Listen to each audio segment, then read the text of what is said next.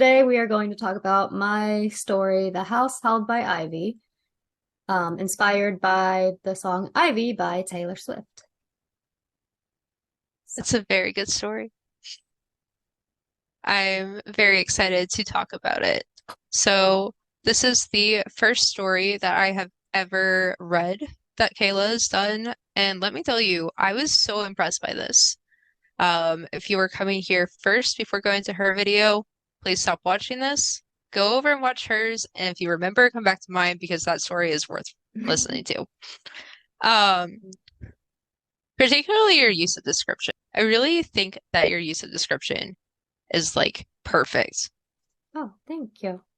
You're welcome. Like, I just love like your wording. Like, it's just like, where was it?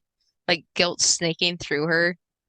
Oh, yeah. I mean, I guess that's not a description part, but But it's like with her usual dread, she enters through the dark oak door. Like, I don't know. Like, I just really like the entire time I was reading it, I have a really hard time seeing images in my head, but like as best as I could, your descriptions really nailed it. good. I'm glad. And I'm also glad because that was something that I added in probably on the last draft of it.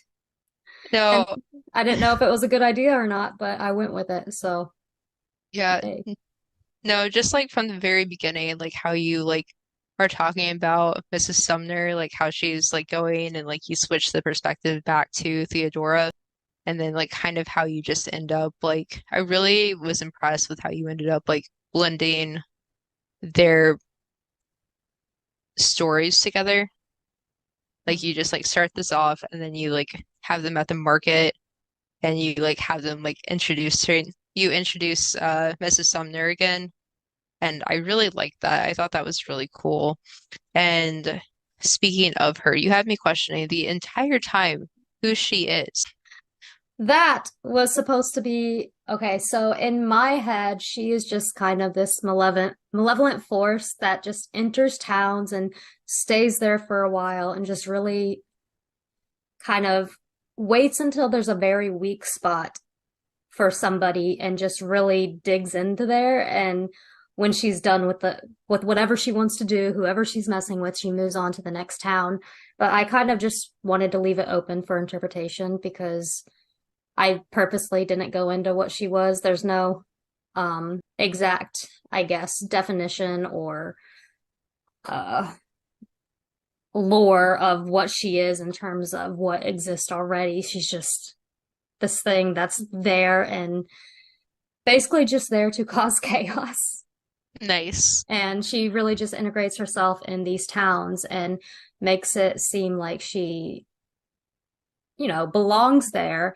And then she finds the weak spots of the people who live there and she kind of just digs a little deeper in and then leaves.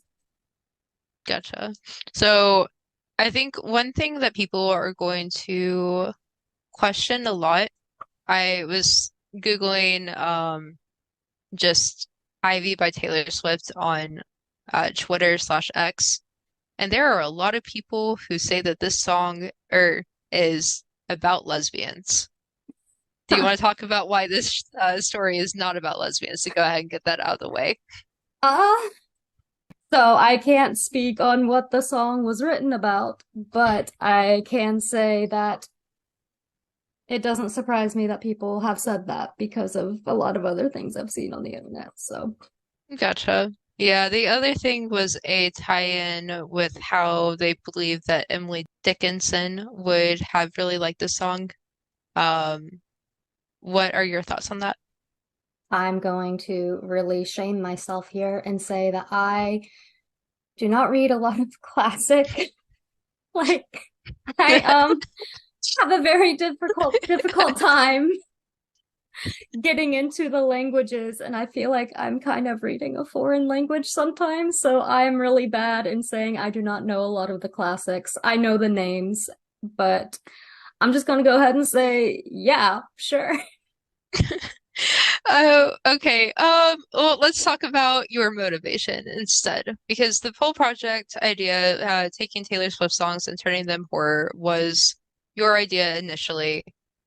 Um, was there something about Ivy that really grabbed you first, or why was this your first story? Particularly one line, and the old widow goes to the grave every day, but I don't, I just sit here and wait, grieving for the living. One, it's like one of my favorite lines in that song. And I just thought it would make a very good horror story. So, like, why not? And that's Yeah, kind of, there wasn't, like, I had this whole picture in my head, not so much as a whole entire story, but little visuals of while I was listening to the song, things that were happening to this couple. And then when it came in my head, like, oh, a horror story, I was like, oh, well, there's obviously the old widow. And just, yeah, I don't know, my brain just kind of sometimes takes little bits and runs with it. And sometimes I don't know exactly how it forms, it just does. yeah, that's fair. I'm a big fan of the old people somehow becoming like the malevolent people in the story. So Oh, kudos. thank you. Oh, it reminded me of you saying that. I was going to ask if you ever seen a movie, but never mind. I'll ask that later. Um, I also appreciated, like, I wrote down like little questions while I was reading it, like who is Mrs. Sumner? And then, like, why does she stay with her husband? And like, you touched on it a little bit, but I guess, do you want to elaborate on that a little bit for like why she felt so stuck in the relationship? Yes. Actually, my ending was initially different, but I had a couple people tell me that even though they really liked elements of my original ending, they thought that I already had an ending, which is the one that is up. And they felt like it was basically like ending and being coming back and being like, oh, by the way. So I don't know if this would make it, this might not make it any more clear, but at the end, it was Mrs. Sumner, like Hugh, Sebastian, Theodora, they're all gone. Mrs. Sumner disappears and is never to be seen again. And then it says that her husband's grave, all the writing that was on there is gone and it's only blanketed in ivy. So it was supposed to kind of say that basically the husband was a figment. He wasn't real. He was part of her facade to fit into this town and live in this town. Yeah, I was kind of wondering about that too. So like the ivy ended up like coming from his eyes and like the end scenes, and he was like didn't really seem like himself. Was that supposed to kind of Oh, like be a cue towards that? sorry, you meant Theodora's husband. I thought we were talking about Mrs. Sumner, and I thought you were talking about Mrs. Oh no. Sumner's husband. Oh, well, the Ivy is supposed to be, well, one, she's in this relationship, and I I didn't exactly specify the time period of which it's in because obviously they're wealthy, but they only have one car. Right. Um, there's a house phone, and like I don't have a specific time period. I just want it to be like whatever somebody thinks it is. I've had someone tell me they thought it was modern day. I've had someone else tell me that they thought it was like way back when. Uh, but the reason she stays with her husband is because, well, initially she was very proud of him for being successful. And she was trying to let him ride the high of his successes and thinking that he's just getting used to having money in this new life. And she Right. didn't realize that him trying to impress people would be an ongoing thing. And by the time she realized that, she felt trapped. And I don't go a whole lot into her family, but I did mention that her parents would shame her. So in her family, divorce isn't really a big option. And as far as the ivy coming out of his eyes, the ivy is, it's really not so much anything to do with Mrs. Sumner, so much as, like I said, she pinpoints people's weaknesses and really drills into them. And the ivy that's on her house, she's in this miserable marriage. She's not happy, but the one thing she does like is her house, and she really loves how it looks and the ivy, and she enjoys looking at it. And that's why she paints it. And that's the one thing she enjoys. And so Mrs. Sumner just kind of uses that, the one thing that she enjoys, and turns it into something terrible. I like that. Yeah. That that makes It's a like, lot of thanks. thanks. No, that makes a lot of sense. So I thought you were initially trying to say that like Theodora's husband wasn't real at all the entire time, that he was No, also a facade. no, And I Sebastian, the misunderstood entire thing was a facade. everything. And then she woke up and it was all a dream. It's like, yeah, like at some point I thought Mrs. Sumner was just like a ghost, like it was just like a manifestation of like her anxiety of being found out. Yeah, which would have been good. I didn't even think of that. Uh, because that's like a very good indicator that I'm interested in the story if I'm trying to come up with theories for like why I think that she's seeing this like old lady just like staring at her. Yeah, Okay. I sometimes don't know because I've realized I am a big fan of endings that don't necessarily answer all the questions. I am too. Yeah, and I know a lot of people hate that. And so I wasn't sure how, you or some other people that I let read it were going to, what they were going to think, because I know I happen to be that person who loves that thing that a lot of people hate, and I'm sitting there like sad. No, I the more ambiguous like the ending and like the more it's just like, hey, my audience is smart and they are allowed to formulate their own opinions, the more I like it. I have a bigger question to ask you, but first I'm just going to start off with the wine glasses. Okay. Okay. So you obviously love the line of "and drink my My husband's husband's wine. wine." Yep. I just feel like it's a big, like, I'm miserable with you. Fuck you. I'm gonna Yeah, take this thing that you love and I'm going to share it with somebody else. yes. And it also kind of seemed like he didn't really like he wanted it because it was one of the finer things, but he didn't actually care about it. Basically. Yeah. I mean, I guess I wouldn't say it's not that he doesn't enjoy it at all, but he definitely has this. Like, I know I didn't go into a lot of the backstory, but in my head, he was someone who really had to work to get to where he was. And he had to work very hard. And when he finally did, he wanted to keep that status and wanted to appear like he fit in. And he let it kind of change him and sway him into certain things and certain lifestyles. And that was basically what that was to represent, was he wanted the finest of everything because he never really had that. And in the process of wanting the finest of everything, the thing that made him, one of the reasons he worked so hard to be successful, being, the woman that he loves, is kind of that thing that's been taken away from him. So he's kind of just trying to surround himself with all these luxurious things while the one thing that kind of motivated him is the thing that he's losing. And that was kind of the idea of it. Yeah. You hinted that he knew. Did he know?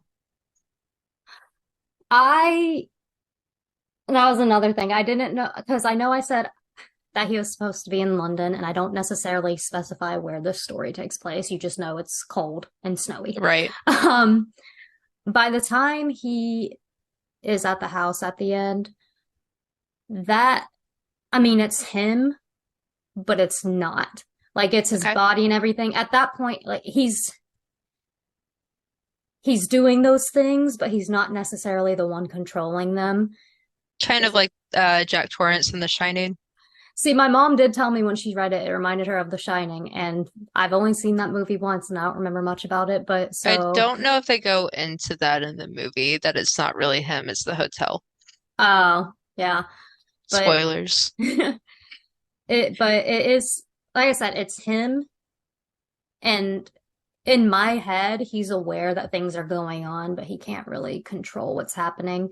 It's Mrs. Sumner is basically the one who led him there and is taking all these emotions and heightening them, and he's not really in control of them at that point or So what he's doing. is she the one who put the wines in the bedroom and made it look like they were drunk? Okay. Yeah. So, Because that was like the one line she wouldn't cross, and then she's like, I know that that's the one line that you won't cross, and I'm going to make it look like you crossed that line anyways. yeah, yeah, I guess I like I said, I like to leave a lot of things up for people's imagination, so that's why I didn't really go too much into it, but that's what was happening in my head. Yeah. Also, before I ask the bigger question, I just wanted to ask, so for like the first time that the phone rings, you're like have it just like ringing like a sound effect, but then like the second time you still have like your like little voice and you're just like ring. Did you leave that in Because on purpose? I was putting it in there in case I had to, because my computer was being weird and it wasn't telling me the YouTube st like audio studio thing, whatever. Like if it was something that I had to give credit to or whatever, and if I couldn't find it, I wanted to make sure I could just go in and take it out and just have my voice and not have to go search for my voice. Yeah. So that's what that was. It was like, I need to have this just in case.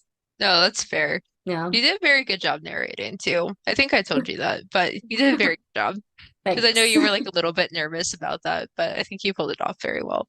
Thank you. I just know I start talking like this. It's okay. So long as you consistently talk like that. Yeah, I do it with my hands like this too. Okay.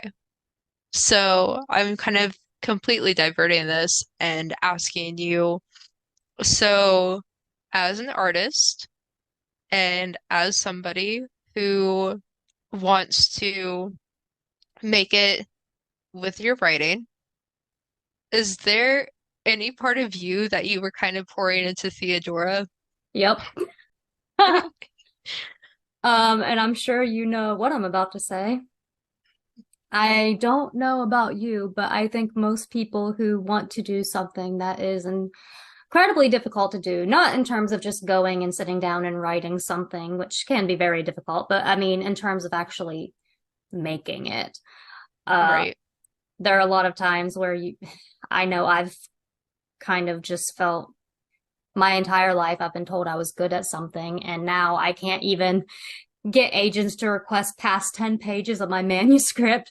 And like, have this whole time, have I just thought I was very good at something and maybe I'm just mediocre, or like I'm good, but now I'm like in this pool of people who are also good and maybe I'm just like not good enough, or I'm good, but I'm not unique. And in order to really sell things, a lot of times, I don't want to say, no, that's not necessarily true, but a lot of times you can be good, but if you're not unique, it's not going to set you apart. And that was something that I very much so struggled with, which is why I put that in there, a bit of real life Yeah. creeping in. Luckily, you have a very supportive husband as opposed to Theodora. Plot twist, the entire story is about me and Andrew. Yeah. Oh, oops. I Whoops. spoke too soon. Your No, he's, relationship just looks so good on the surface. I know we're very good at acting. Wow. I'm just kidding. We're all good. Love you, Andrew.